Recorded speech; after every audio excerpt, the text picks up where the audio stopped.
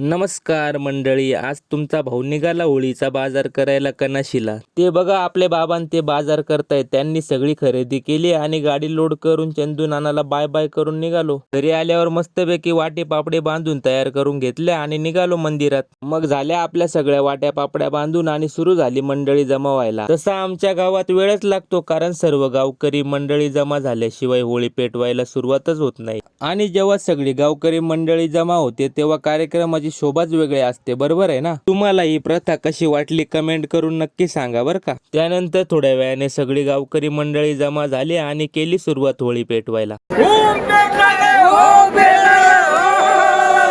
ही बघा ह्या वर्षाची आमच्या गावची होळी पेटलेली आणि सर्व गावकऱ्यांनी मिळून मस्तपैकी होळीला नैवेद्य दिलं. त्यानंतर पडला होळीचा खांब आणि आमच्या गावचा होळीचा कार्यक्रम संपला. चला मग भेटूया उद्याच्या व्लॉग मध्ये मंडळी.